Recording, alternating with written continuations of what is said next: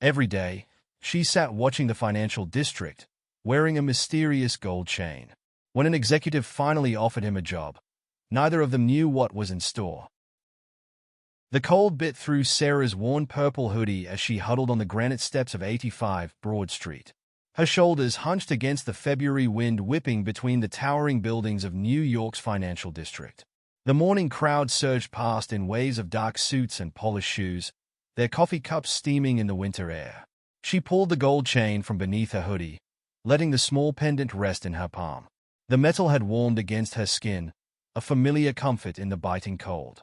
Her stomach growled, reminding her that the last meal had been yesterday's half-eaten sandwich from a trash can. "Move along," a security guard called from the building entrance. "Can't loiter here." Sarah tucked the chain away and shifted her backpack, but didn't leave. She'd learned which guards actually enforced the rules and which just said things to appease their bosses. This one was all talk. The escape from her last foster home played through her mind. Mrs. Peterson's shrill voice echoing up the stairs. "Sarah, get down here right now." The sound of breaking glass as the woman discovered her precious china cabinet unlocked. Sarah had only wanted to look at the delicate teacups, imagining they belonged to a real family, her family. But one had slipped from her fingers. She hadn't waited for the punishment. Out the window, down the fire escape, into the night. That was 3 weeks ago. "Hey kid." A woman in a cream-colored coat stopped in front of her. "Are you okay? Do you need help?" Sarah kept her eyes down. "I'm fine. Just waiting for someone. There's a shelter on 34th Street I said I'm fine." Sarah's tone hardened, and the woman walked away with a concerned backward glance. The morning rush thinned as 9 o'clock approached. Sarah watched the remaining stragglers hurry past, making up stories about their lives in her head. The man with scuffed shoes and a crooked tie, probably late again, his boss ready with another warning. The woman juggling 3 phones, important merger today, millions of dollars on the line. Her gaze drifted up to a window on the 30th floor. A man stood there in a navy suit, looking down at the street. She'd noticed him watching several times over the past weeks. Unlike the others, he didn't stare with pity or judgment. There was something different in his expression, something she couldn't quite name. Sarah pulled her knees to her chest as another gust of wind cut through her clothes. The thin hoodie had been warm enough in September when she'd stolen it from a donation bin, but February was a different story. Her toes had lost feeling hours ago despite the 2 pairs of socks. A hot dog vendor set up his cart nearby, the smell of onions and sauerkraut making her mouth water. Her stomach cramped painfully. The vendor caught her staring and shook his head. He'd chased her away twice last week when she'd lingered too long near his cat. The youth hostel where she sometimes stayed opened at 8 p.m. That meant 10 more hours in the cold. She could try the public library, but the security guards there knew her face now. The subway station was warm but dangerous, too many people willing to take advantage of a lone teenage girl. So she stayed on her steps, watching the endless parade of business people living their normal lives. Lives with homes and families and warm beds. Lives she saw in her dreams, where a woman with kind eyes and a familiar smile held her close and called her daughter. A group of young executives emerged from the building, their laughter carrying across the plaza. Did you see Thompson's face when the merger fell through? The old man's losing his touch. Time to retire, right? Careful, his office is right above us. Sarah watched them disappear into the crowd. She'd learned more about business from eavesdropping here than she ever had in school. Terms like merger and acquisition and hedge fund had become part of her daily vocabulary. Sometimes she surprised herself by understanding complex deals being discussed on phones and Bluetooth headsets. The sun climbed higher, but the temperature barely rose. Sarah's hands shook as she pulled her backpack closer. Inside were her only possessions, a change of clothes, a toothbrush, a battered paperback, and a small photo album she'd carried from foster home to foster home.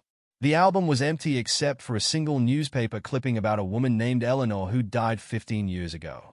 Sarah had found it in a library computer's browser history and felt compelled to keep it, though she couldn't explain why. A deliveryman wheeled a cart of sandwiches into the building. Sarah's mouth watered again. Sometimes if she waited by the service entrance around lunchtime, she could grab leftovers from the corporate catering. She'd have to be careful, though. Last time security had almost caught her. Her gaze returned to the 30th floor window. The man in the navy suit was still there, phone pressed to his ear.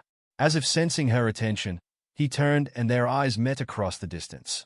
Sarah quickly looked away, her heart racing unexpectedly. Time crept by. Sarah watched the shadows shorten as the sun climbed. The guard changed shifts. The hot dog vendor did steady business with a lunch crowd. She dozed occasionally, jerking awake at every unusual sound. A survival instinct learned on the streets. A police car rolled slowly past. Sarah tensed, ready to run, but it continued around the corner. She relaxed slightly, touching the gold chain through her hoodie.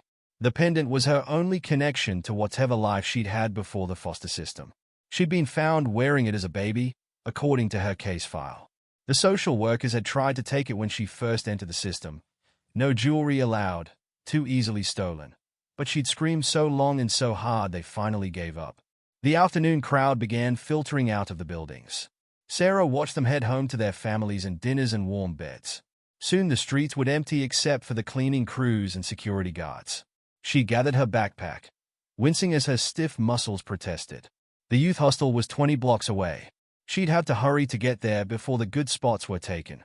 As she stood, something made her look up one last time at the 30th floor. The man in the navy suit was gone, but she had a feeling she'd see him again tomorrow. For some reason, that thought made tomorrow seem a little less daunting. Sarah joined the stream of people heading uptown, just another shadow in the gathering dark. But unlike the others, she had no home waiting. Only cold steps, empty dreams, and a mysterious gold chain that whispered of belonging. Marcus Stevens stood at his 30th floor window, watching the girl in the purple hoodie settle into her usual spot on the steps below. His coffee had gone cold, forgotten on his desk as he observed her familiar morning routine. "Sir." His assistant Jennifer knocked on the door frame. "The quarterly reports are ready for your review.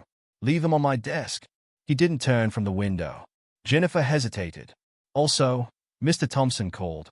He wants to discuss the Asian market expansion. Tell him I'll be there in an hour." Marcus finally faced her, catching her curious glance toward the window. "Something else?" "That homeless girl is back again," Jennifer said. "Should I call security? Some of the board members have complained." Marcus's jaw tightened. "No, she's not bothering anyone. But, sir, it doesn't look good for the company dash. Thank you, Jennifer. That'll be all." Alone again, Marcus loosened his tie and sank into his chair. The morning sun caught on his MIT class ring, a reminder of how far he'd come from his own troubled youth. Detroit, 1989. His mother working 3 jobs. Empty refrigerator. Night spent in their car when the electricity got cut off. The shame of wearing the same clothes to school day after day. His phone buzzed. A text from Richard Thompson. "Meeting in 15 minutes. Bring the Asia projections." Marcus gathered his papers, but his eyes kept drifting to the window. Below, a woman in a cream coat had stopped to talk to the girl. He watched the brief interaction, noting how the girl hunched further into herself, defensive. The elevator ride to the executive floor was interrupted on the 28th floor. Charles Wilson from legal stepped in, his expression souring when he saw Marcus. "Stevens." Wilson nodded curtly. "I trust you'll address the vagrant situation soon? The board's becoming concerned about the company's image." Marcus met his gaze. "The board should be more concerned about the Taylor account you nearly lost last week." Wilson's face reddened. "Now see here, Dash." The elevator doors opened, and Marcus stepped out. "Good morning, Charles." He heard Wilson muttering behind him but didn't care. Most of the executives here had inherited their positions or bought their way in. They'd never known what it was like to be that girl on the steps. The meeting dragged on, full of profit projections and market analyses. Marcus found himself watching a heated argument between 2 passing executives through Thompson's office window. Below them, barely visible, was a purple speck on the granite steps. "Stevens? Your thoughts on Singapore?" Marcus snapped back to attention. "The market's volatile, but the potential returns outweigh the risks." "If we move now," Dash, a commotion outside interrupted him. Through the glass walls, they watched a security guard approaching the girl on the steps. Marcus tensed, but she just shifted slightly, and the guard moved on. "Speaking of security," Wilson jumped in, "that homeless girl is becoming a liability.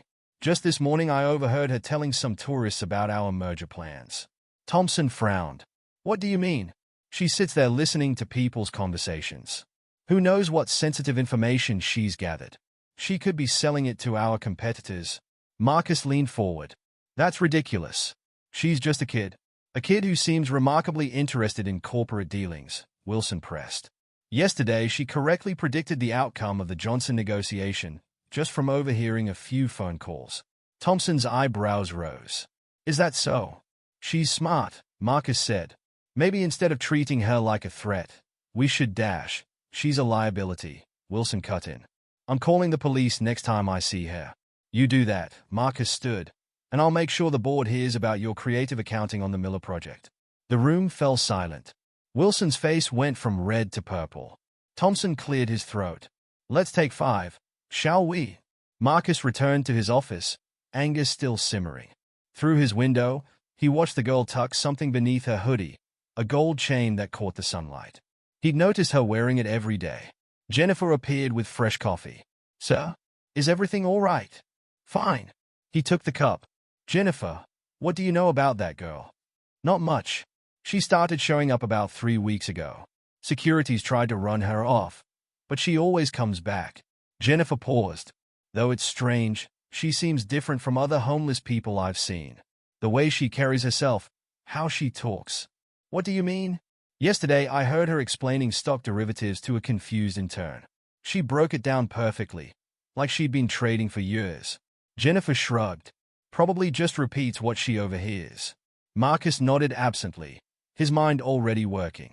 He'd been watching the girl for weeks, seeing himself in her determined survival. But there was something else, something he couldn't quite place.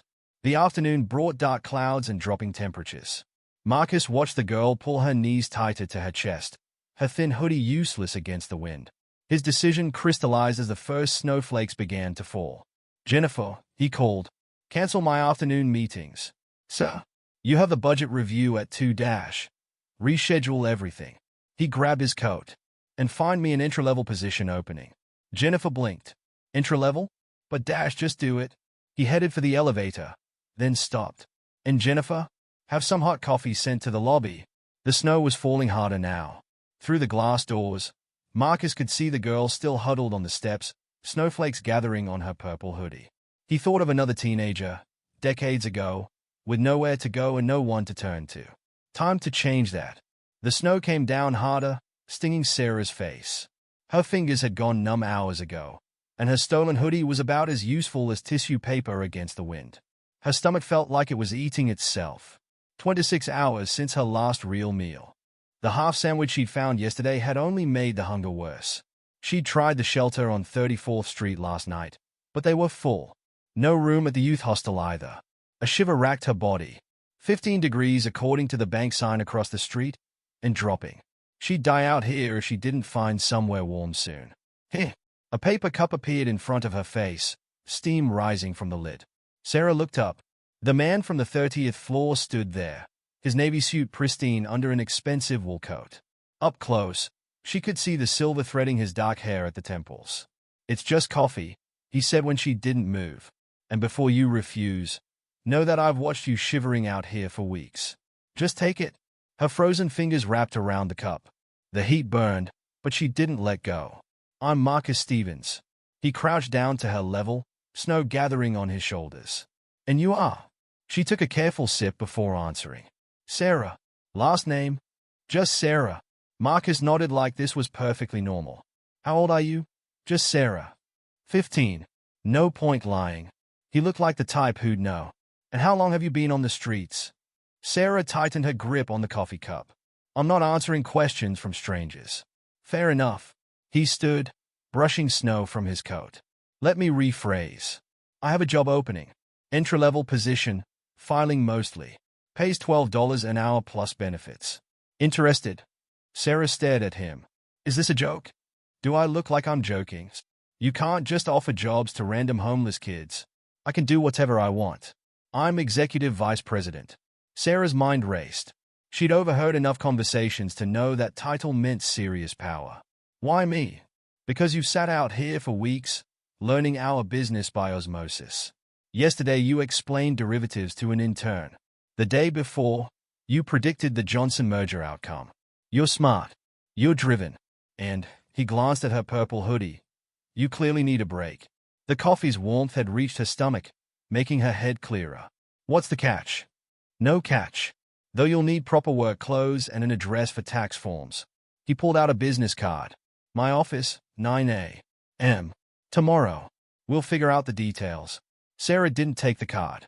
I could be a drug addict. A thief. A psycho. Are you? No. Then we're good. He set the card on the step beside her. 9 a.m. Sarah, don't be late. He turned and walked away, leaving her staring at the embossed card in the snow.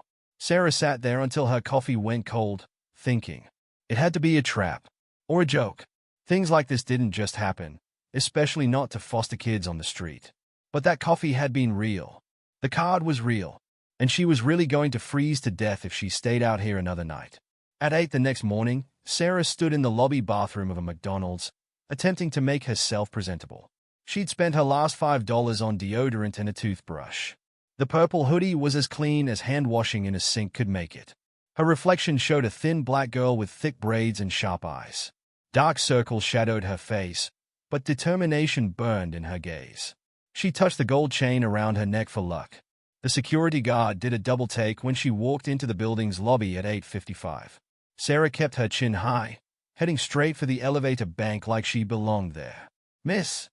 The guard stepped forward. I need to see some ID. Sarah pulled out Marcus's card. I have a meeting with Mr. Stevens. The guard's eyebrows rose as he read the card. He picked up his phone, had a brief conversation, then nodded. 30th floor. Joan will meet you at reception. The elevator was mirrored. Sarah watched her reflection as she rose higher than she'd ever been in her life. Her heart pounded. This was crazy. She should run. The doors opened onto a floor of glass and steel. A woman in a crisp blazer waited at a desk. Sarah. The woman smiled professionally. I'm Joan. Mr. Stevens is expecting you. She led Sarah through a maze of cubicles. People looked up as they passed, whispered behind hands. Sarah forced herself not to hunch her shoulders. Marcus's corner office had floor-to-ceiling windows. He stood when they entered, gesturing to a chair. Right on time. Thank you, Joan. Joan left, closing the door. Sarah remained standing. Sit. Marcus pointed to the chair again. We have paperwork to go through. Sarah sat on the edge of the seat. This is real. Very. He pushed a stack of forms across the desk. Though we have some hurdles to clear. You'll need a social security card, ID, bank account. And, he eyed her hoodie, a proper wardrobe. I can't afford dash. Company will cover initial expenses. He held up a hand when she started to protest. Consider it an investment. Now, about housing. There's a women's residence on 23rd Street. Clean, safe, reasonable rates. I've arranged a room for you. Sarah's throat tightened. Why are you doing this? Marcus was quiet for a moment. Because 30 years ago, I was you. Different city, different circumstances, same desperation. Someone gave me a chance. I'm paying it forward. Before Sarah could respond, a knock interrupted them. Joan poked her head in. Mr. Stevens? Mr. Thompson wants to see the new hire. Marcus frowned. Now, is quite insistent. Sarah followed Marcus down a short hallway to a larger office. Her steps faltered as they entered. An older man stood at the window, his back to them. Something about his posture made Sarah's breath catch. When he turned, his eyes met hers and the world seemed to tilt. She knew those eyes. She'd seen them in her dreams. Richard, Marcus said, this is Sarah, our new filing clerk. Richard Thompson stared at her like he'd seen a ghost. His face had gone pale. My God, he whispered. Sarah's hand went to her throat, clutching the gold chain through her hoodie. The pendant burned against her palm. Sir. Marcus looked between them, confused. Is everything all right? Thompson gripped his desk, knuckles white. In the silence, Sarah could hear her own heart pounding. Something was happening. Something huge and terrifying and inevitable. The pendant pressed into her palm, a warm weight of destiny. Sarah adjusted the collar of her new blouse, still stiff with department store creases. The women's residence mirror reflected a stranger. Pressed khakis, sensible shoes, braids neatly styled. Only her gold chain remained familiar, glinting against the starched fabric. First aid jitters. Rosa, the residence manager, appeared in her doorway. I'm fine. Sarah grabbed her employee ID badge, the photo still surreal. Breakfast downstairs. You need food in your stomach. Not hungry. The memory of Thompson's face yesterday still twisted her gut. The way he'd looked at her. Like, she shook off the thought. Focus on the job. On survival. The financial district buzzed with morning energy. Sarah walked past her old steps, now occupied by a middle-aged man with a cardboard sign. Their eyes met briefly, a shared understanding passing between them. The security guard, Jim, according to his badge, nodded as she entered. Morning, Miss Sarah. The elevator felt less intimidating today. Still, her hands shook slightly as she pressed 30. There you are. Jennifer, Marcus's assistant, hurried over. I'll show you your desk. Mr. Stevens had to step out, but he left instructions. The desk sat in a cubicle farm near the file room. A computer hummed, post-it notes marked with logins stuck to the monitor. Filing system's pretty straightforward, Jennifer explained. These need to be entered in the database and physically filed. Any questions? Sarah was already scanning the first document, mind automatically organizing the information. I got it. Great. Call if you need anything. 2 hours later, Sarah's fingers flew across the keyboard. Numbers and data flowed naturally, fitting into patterns she understood instinctively. She completed twice the expected files, each one properly categorized and cross-referenced. Excuse me. A man in an ill-fitting suit hovered by her cubicle. The Peterson account. I can't find the Q3 projections. Third cabinet, second drawer, blue folder, Sarah answered without looking up. Filed under subsidiary holdings, not parent company. How did you? Never mind. Thanks. More people stopped by as the morning progressed. Sarah answered each question automatically, her mind absorbing and connecting information like a sponge. Hey, new girl. A young executive leaned on her cubicle wall. We're stuck on the Miller proposal. Mind taking a look? Sarah followed him to a conference room where several people huddled around a laptop. These numbers don't add up, someone was saying. If we project the current growth rate dash, you're using outdated metrics, Sarah interrupted. Everyone turned to stare at her. Heat crept up her neck, but she continued. Sorry, but I just filed their last 3 quarters. Their expansion into South America changed their profit margins. If you adjust for the currency exchange rates, she grabbed a marker, quickly sketching calculations on the whiteboard. The room fell silent. That's exactly what we needed, the young executive said slowly. How did you know all that? Sarah capped the marker, suddenly self-conscious. I pay attention. Back at her desk, she tried to focus on filing. But her mind kept racing ahead, seeing connections and patterns in the data. It felt natural, like speaking a language she'd always known but never used. Sarah. Jennifer appeared. Mr. Thompson wants to see you. Her stomach dropped. Now. His office. Don't keep him waiting. The walk to Thompson's office felt endless. Through the glass walls, she saw him standing at his window, the same position as yesterday. Her necklace felt heavy against her skin. Come in, he said without turning. His voice sounded strained. Close the door. Sarah's hands curled into fists. Mr. Thompson. About yesterday dash. I hear you helped with the Miller proposal. He finally faced her. The ghost was back in his eyes. Quite impressive for your first day. I just noticed some patterns in the data. Patterns? He picked up a frame from his desk, stared at it. Like your mother. She could see patterns no one else could. The air left Sarah's lungs. What? Thompson set down the frame. Inside, a woman smiled at the camera, dark eyes bright with intelligence. Around her neck, a gold chain glinted. Eleanor was brilliant with numbers, Thompson continued quietly. She could look at a spreadsheet and instantly see the story it told. Just like you did today. Sarah's legs felt weak. She gripped the back of a chair. Mr. Thompson, I thought you died with hair. His voice cracked. The hospital, there was a fire. They said. They told me. The door opened. Marcus stood there, concern etched on his face. Everything okay in here? Thompson straightened, mask sliding back into place. Fine. Sarah was just leaving. Sarah fled, heart pounding. She barely made it to the bathroom before the tears came. In the mirror, Eleanor Thompson's eyes stared back at her. The afternoon passed in a blur. Sarah worked mechanically, mind churning with questions. Around 3, voices filtered through her cubicle wall. Did you see old Thompson's face in that meeting? Like he'd seen a ghost.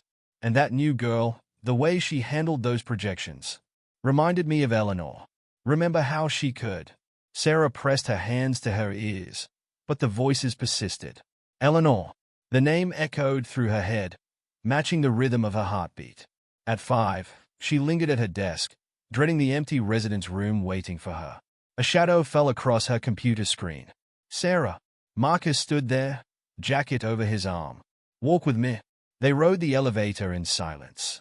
Outside, the February air bit through her new clothes. Rough first day? Marcus asked as they walked. Sarah laughed hollowly. You could say that. Want to talk about it? No. She touched her necklace. Maybe. I don't know. They reached her old steps. The cardboard sign man was gone, leaving only scattered newspapers. Thompson knew my mother, Sarah said finally. Oh, I think he did. There's a picture in his office. Marcus nodded slowly. Eleanor Thompson. I never met her. She died before I joined the company. But her reputation, she was brilliant. Revolutionary in her field. What happened to her? Car accident, 15 years ago. She was pregnant at the time. Marcus watched her carefully. The baby died too, according to reports. Sarah's fingers found the pendant. Except maybe it didn't. Maybe it didn't, Marcus agreed softly. They stood in silence, watching the evening crowd hurry past. Finally, Marcus spoke again. Whatever's happening here, Sarah, whatever truth you're discovering, take it slow. Some revelations need time to unfold. Sarah nodded, throat tight. Thank you. For everything. Get some rest. Tomorrow's another day. She watched him disappear into the crowd, then turned toward the residence. Her new shoes pinched her feet. The blouse collar still felt strange, but something had shifted. She wasn't just surviving anymore. She was discovering who she really was. The boardroom hummed with tension. Executives lined both sides of the long table, all eyes fixed on the presentation screen. Sarah stood at the back, clutching a stack of file folders, trying to look invisible. These projections are unacceptable, Thompson snapped from the head of the table. We're missing something. Marcus flipped through his papers. The data suggests dash. The data isn't telling us everything. Thompson rubbed his temples. What would Eleanor do? He whispered it so quietly that only Sarah heard. She studied the numbers on screen, the patterns jumping out at her. Before she could stop herself, she spoke. It's the supply chain. The room fell silent. Thompson's head snapped up. What did you say? Sarah's heart hammered, but she forced herself to continue. The manufacturing delays in Malaysia, they are not random. If you overlay the shipping schedules with local holiday calendars. She stepped forward, hands shaking slightly as she connected her laptop to the projector. Spreadsheets filled the screen, her quick keystrokes highlighting patterns in the data. See, the delays cluster around regional festivals. But if we adjust production timelines and shift 20% of manufacturing to Vietnam. Her fingers flew across the keyboard, numbers rearranging themselves. Profit margins increased by 14%. More silence. Sarah's face burned as she realized what she'd done. A filing clerk interrupting a board meeting. Thompson stood slowly, staring at the screen. That's exactly what we needed. His voice sounded strange. Exactly what Eleanor would have seen. The room erupted in murmurs. Sarah backed away, but Thompson's voice stopped her. Stay. The meeting continued, but Sarah barely heard it. She felt Thompson's eyes on her constantly, studying her every movement. When she absently reached for her necklace, a nervous habit, his breath caught audibly. Finally, the room emptied. Only Thompson, Marcus, and Sarah remained. Sir, Marcus started, about Sarah's interruption dash. It was brilliant. Thompson walked to the window, his back rigid. Just like. He stopped, shoulders tense. You can go, Marcus. Marcus hesitated, glancing at Sarah. She nodded slightly. Alone with Thompson, Sarah's nerves crackled. He hadn't moved from the window. That analysis, he said finally. Where did you learn it? Nowhere. It just made sense. Made sense. He turned, his eyes intense. Like it made sense to Eleanor. She could see patterns others missed. Connections hidden in plain sight. Sarah's throat tightened. Mr. Thompson dash. I keep a photo in my wallet. His voice roughened. Eleanor, the day we found out about the baby. She was wearing that necklace. Sarah's hand flew to her chain. I've had it since I was a baby. The foster homes, they couldn't take it away. Thompson took a step toward her, then stopped as his phone buzzed. His face hardened as he read the message. Meeting in 2 minutes. We'll continue this later. Sarah fled the boardroom, nearly running into Marcus. You okay? He asked. She shook her head, pushing past him toward her desk. The familiar hum of computers and phones surrounded her, but couldn't drown out the roar in her head. Her fingers moved automatically through the filing work, mind spinning with possibilities. Eleanor Thompson. The necklace. The way numbers and patterns came so naturally to her. Sarah? Jennifer's voice made her jump. Mr. Wilson needs the Chen account files. Wilson, the lawyer who'd wanted her arrested when she sat on the steps. Sarah found the files quickly, deciding to deliver them herself. She heard voices as she approached his office. Getting suspicious, Wilson was saying. If anyone discovers what really happened that night, keep your voice down, another man answered. The accident report was sealed. Eleanor Thompson's death is ancient history. Sarah froze. But the girl dash is a coincidence. Nothing more. She backed away quietly, files clutched to her chest. Her heart pounded as she hurried to the elevator. She needed air, space to think. The roof access door was unlocked. Sarah emerged into the cold afternoon, the city spread out below her. She touched her necklace, remembering Thompson's words. Eleanor wearing the same chain, the day she learned she was pregnant. The day she learned about Sarah. Should have known I'd find you up here. She spun to find Marcus stepping onto the roof. Eleanor used to come up here to think, he said, when the numbers got too loud in her head. You said you never met her. I didn't. But her legend lives in this building. The brilliant analyst who could see what others missed. Who died too young, taking her unborn child with her. He paused. Or so everyone thought. Sarah wrapped her arms around herself. I heard Wilson talking. About the accident report being sealed. Marcus's expression darkened. Wilson's always been protective of company secrets. What really happened to her? I don't know. But I'm starting to think it wasn't as simple as they claimed. He studied her face. You look just like her, you know. Same way of seeing the world through numbers. I'm scared, Sarah admitted. Everything's happening so fast. You don't have to face it alone. She nodded, throat tight. Below, the city lights began to flicker on as dusk approached. Somewhere in the gathering darkness, answers waited. The truth about Eleanor. About the accident. About Sarah's own identity. The board meeting today, she said finally. Those patterns I saw? They weren't just luck, were they? No, Marcus said softly. They weren't luck at all. Sarah closed her eyes, feeling the cold wind on her face. When she opened them, her path was clear. I need to know the truth. About Eleanor. About everything. It could be dangerous, Marcus warned. Some people might not want the past disturbed. Sarah touched her necklace, feeling its familiar weight. I've spent my whole life not knowing who I am. I can't walk away now. The city hummed below them, a million lives intersecting in patterns only she could see. Somewhere in those patterns lay the answers she sought. And Sarah was finally ready to find them. The office was empty at 11 p.m., lit only by the glow of Sarah's computer screen. She'd told Rosa she was working late. Technically true, though not in the way the residence manager assumed. Company records filled her screen. Financial reports, board minutes, personnel files, anything she could access with her basic clearance. The name Eleanor Thompson appeared repeatedly, a ghost in the data.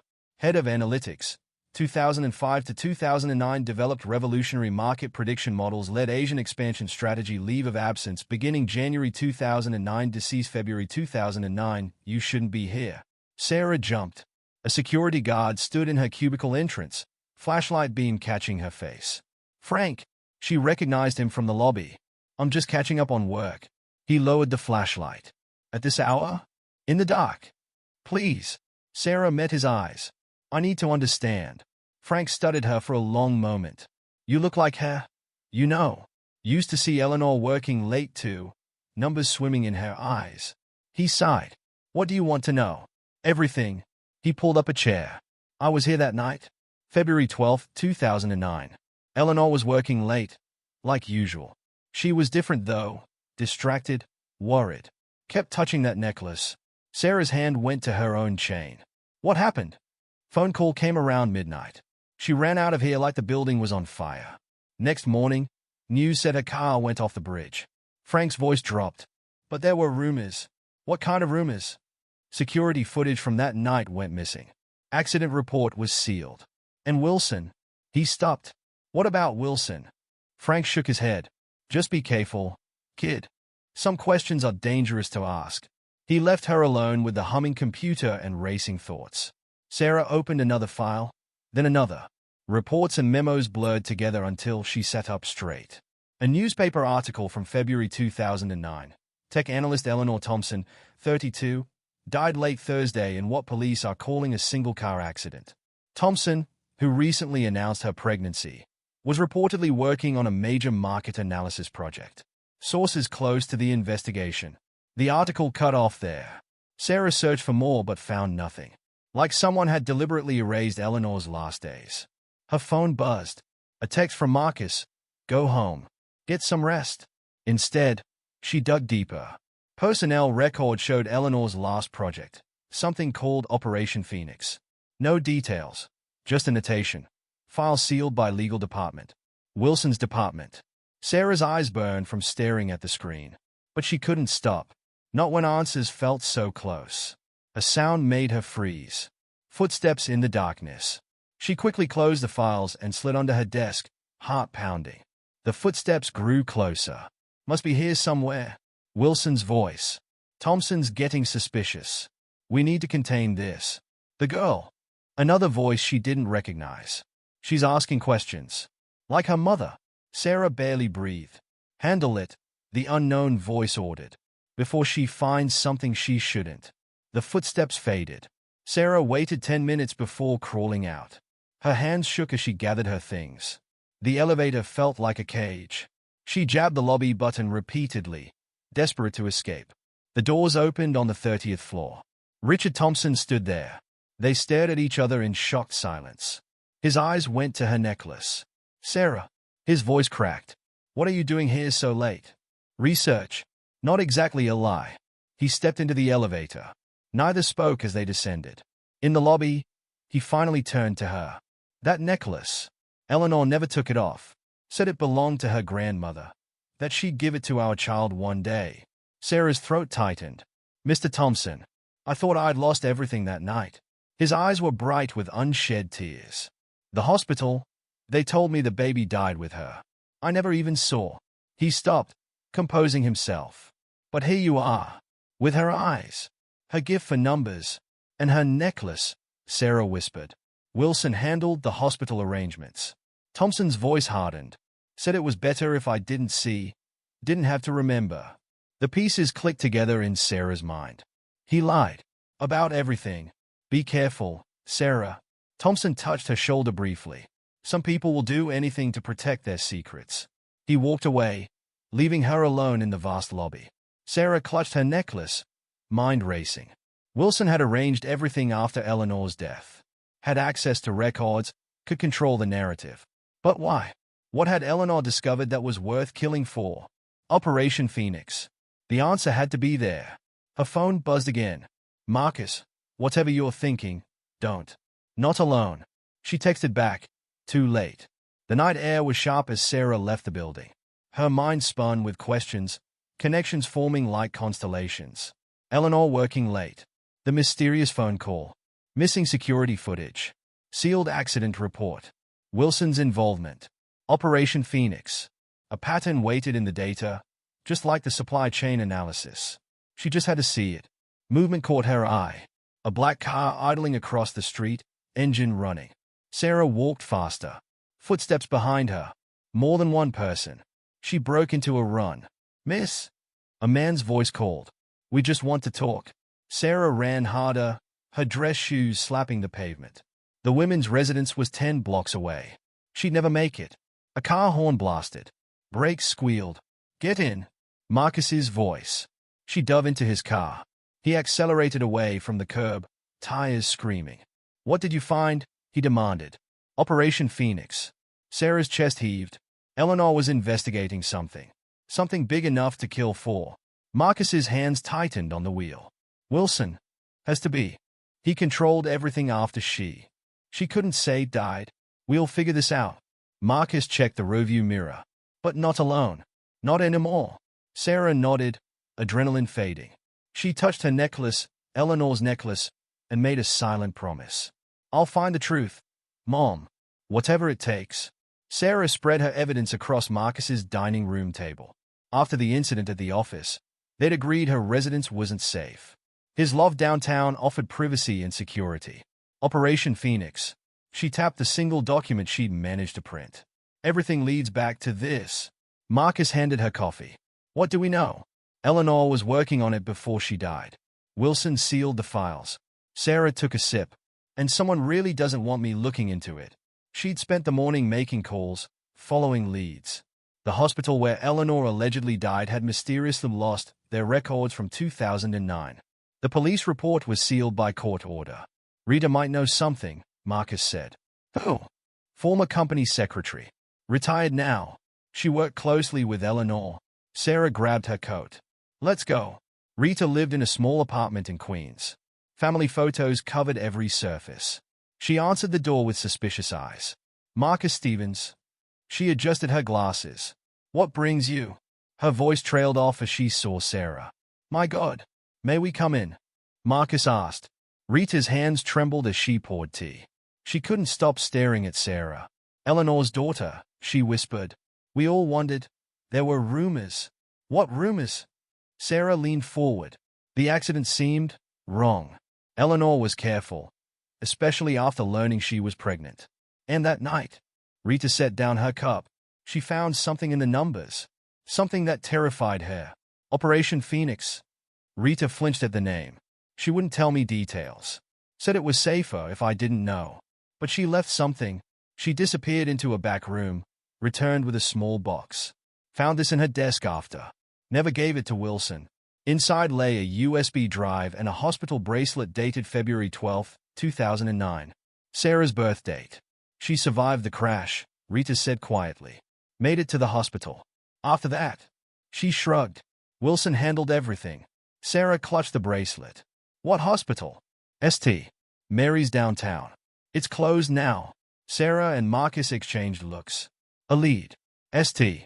Mary's stood abandoned, windows dark. Security was minimal, a rusted chain on the gate that Sarah easily picked. 3 years on the streets had taught her useful skills. Records should be in the basement, Marcus said. Their flashlights cut through dusty darkness. The basement air was thick with mold. Hey! Sarah found a filing cabinet marked 2009. Most files were gone, but one folder remained, misfiled under T instead of Thompson. Her hands shook as she opened it. Patient admitted 2347, February 12, 2009 emergency cesarean performed 015. February 13th baby girl delivered. Healthy mother stable post-surgery transfer ordered by Dr. James Wilson at 3 o'clock. Wilson was a doctor. Sarah's voice echoed. Corporate lawyer with a medical license, Marcus said grimly. Convenient. More pieces clicked together. Wilson arranged the transfer. Controlled the records. Reported her death. But why? The USB drive from Rita's box contained encrypted files.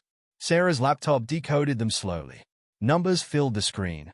Financial data, shipping records, shell companies. Look, Sarah pointed. These companies, they are all connected to board members. Illegal trades, insider dealing. Eleanor found their corruption, Marcus breathed. Was going to expose it, so they tried to kill her. When that failed, Wilson handled it. Made her disappear. You too. Marcus studied the data. This is worth billions. Worth killing for. Sarah's phone buzzed. A text from Thompson. Where are you? Need to talk. He should know the truth, she said. Marcus grabbed her arm. It's not safe. He's my father. The words felt strange in her mouth. And they killed my mother. They'll kill you too. Not if we're smart. Sarah stared at the hospital records. Help me end this. Marcus sighed. You're as stubborn as Eleanor. You knew her? No. But I knew of her. Everyone did. He smiled sadly. The brilliant analyst who saw too much. Sarah touched her necklace. Like mother, like daughter. They worked through the night, building their case. Eleanor's research. Hospital records. Money trails. A web of corruption with Wilson at the center. Morning found them exhausted but ready. Sarah's phone buzzed again. Thompson, my office. Urgent. It's time, she said. Marcus nodded. Be careful. Wilson has eyes everywhere. I'm counting on it. The office hummed with Monday energy. Sarah felt Wilson watching as she walked to Thompson's office. Let him watch. She had a mother's gift. She could see the patterns. Time to finish what Eleanor started. Sarah's hand trembled as she reached for Thompson's office door. Inside, her father, the words still felt foreign, stood at his usual window spot. Wilson sat in a chair, face unreadable. Sarah. Thompson turned. Please, sit. She remained standing, Eleanor's USB drive heavy in her pocket. I know what happened. Wilson's smile didn't reach his eyes. Miss Sarah, I'm concerned about your late hours. Accessing confidential files like Eleanor's hospital records. Sarah cut in. The ones you buried. The room went still. Wilson's smile vanished. What are you talking about? Thompson asked. Sarah pulled out the hospital bracelet. February 13th, 2009. St. Mary's Hospital. She turned to Wilson. You were there, weren't you, Dr. Wilson? Color drained from Thompson's face. Doctor, he never told you. Sarah's voice shook. That he had a medical license? That he ordered Eleanor's transfer at 3 a.m.? That she didn't die in the crash? James? Thompson gripped his desk. What is she saying? Sir. Wilson stood smoothly. She's clearly disturbed. Making wild accusations Operation Phoenix. Sarah played her next card. The encrypted files had revealed everything. Eleanor found your insider trading network. Billions in illegal profits, laundered through shell companies. She was going to expose you all. Richard, Wilson said sharply. You can't believe the crash didn't kill her. Sarah's eyes locked with Thompson's. But she knew too much. So when she survived, delivered her baby, she touched her necklace. You made them both disappear. Thompson's hand shook as he reached for the hospital bracelet. My child? My Eleanor? Lies. Wilson moved toward the door. I'll call security Call them. Marcus's voice came from the doorway. 2 police officers flanked him. I'm sure they'd love to see Eleanor's complete files. The ones Rita kept safe all these years. Wilson lunged for Sarah. Thompson blocked him, fist connecting with Wilson's jaw. The lawyer crashed into a chair. My wife. Thompson's voice was raw. My daughter. You took them from me. The officers moved in, cuffs ready. Wilson's mask finally cracked. She would have ruined everything, he spat. Years of work, billions in profits. I couldn't let some pregnant analyst destroy it all. So you ran her off the road. Sarah's voice was ice. She survived. Hadn't planned on that. Wilson laughed bitterly. But a grieving CEO, too distraught to ask questions, it worked out better. Really? And me? Sarah stepped closer. An inconvenient baby who lived, dropped at a church 3 states away. No ID, no trace. His smile was ugly. Until you showed up on our steps. Like mother, like daughter, too smart for your own good. The officers pulled him up. James Wilson, you're under arrest. Sarah barely heard the charges. Her eyes were on Thompson, who stood holding the hospital bracelet like it might shatter. I should have known, he whispered. All these years. Richard. Marcus stepped forward. There's more. Eleanor's research, the trading network, half the board was involved. Arrest them all. Thompson's voice hardened. Every last one. The next hours blurred. Police swarmed the building. Board members led out in cuffs. Reporters gathering below. Sarah sat in Thompson's office as darkness fell, watching the city lights blink on. The same view Eleanor had seen 15 years ago. You have her eyes. Thompson joined her at the window. Her mind, too. The way you see patterns. I dream about her sometimes. Sarah touched her necklace. A woman with kind eyes, wearing this chain. I never knew why. She bought 2. Thompson's voice cracked. Said our daughter would have one, she'd have the other. Connected always. Sarah turned to him. Wilson took her chain. After. But you kept yours. 15 years. He stopped, composing himself. May I? She nodded. His fingers traced the delicate links, tears falling freely now. My daughter. The words seemed to catch in his throat. I've missed so much. We have time. Sarah felt her own eyes well up. To make up for it, he pulled her close, and Sarah let herself cry. For Eleanor. 4 lost years. For a family finally found. Outside his office, Marcus directed FBI agents to financial records. Tomorrow would bring investigations, trials, media storms.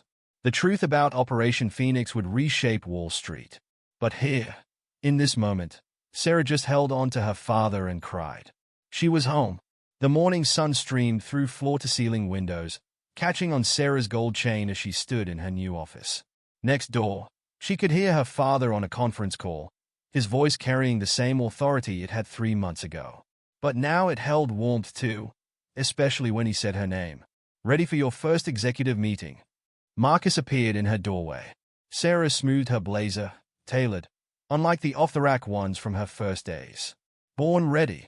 The headlines had finally died down. Wall Street corruption exposed had given way to Thompson reunited with long-lost daughter and finally to more mundane business news. Wilson and 12 board members faced federal charges. The company was rebuilding, stronger and cleaner. The Asia Market Report. Marcus prompted. Sarah patted her tablet, complete with projected growth models. Mom's old algorithms were brilliant. I just updated them for current trends. They found Eleanor's complete research buried in encrypted files. 15 years old, but still revolutionary. Sarah had spent weeks studying them, learning her mother's mind through numbers and codes. The boardroom looked different now. New faces filled the chairs, young and hungry for change. Sarah took her seat beside Thompson, who squeezed her hand briefly. "First item," he began. "Asian market expansion." Sarah presented her findings confidently, seeing the patterns flow like her mother had. The room listened intently. No one questioned her age or experience anymore. Results spoke louder than years. "Impressive work," a new board member said. "Your mother would be proud." Thompson beamed. Sarah touched her necklace and smiled. After the meeting, she walked to her old steps outside. A young woman sat there now, thin face watching the crowds. Sarah crouched beside her. "Hungry?" The girl tensed. "I'm fine. I used to sit here too." Sarah held out a business card. "When you're ready for a change, come see me." Back in her office, Sarah opened her desk drawer. Eleanor's journal lay there, rescued from storage. She read a few pages each day, getting to know the mother she'd lost. February 11th, 2009. The numbers don't lie. "What I've found, it's bigger than I imagined. Wilson suspects I know. Have to protect the baby. Richard's so excited about being a father. I can't let anything happen to our child." A knock interrupted her reading. Thompson stood there, looking uncertain. "Dinner tonight?" he asked. "I thought, maybe you'd like to hear more about her." "I'd love that." They left together, father and daughter. Sarah's office nameplate caught the setting sun. Sarah Thompson, Director of Analytics, below it, a smaller sign. In memory of Eleanor Thompson, the patterns never lie. The elevator doors closed on their reflection. Sarah in her tailored suit, Thompson with silver hair, both wearing chains that caught the light. Different paths had led them here, but the patterns had brought them home. In her pocket, Sarah felt the weight of new business cards. She'd ordered them specially, thinking of the girl on the steps. Everyone deserved a chance to change their story. The lobby was quiet as they crossed to the doors. Frank the security guard smiled and waved. "Night, MS. Thompson." "Mr. Thompson." Outside, the city hummed with evening energy. Sarah breathed in the cooling air, remembering countless nights spent shivering on these streets. Now she had a home, a father, a purpose. "She used to love this time of day," Thompson said softly. "The city changing shifts, new patterns emerging." Sarah nodded. "I feel her sometimes. When I'm working late, seeing connections others miss.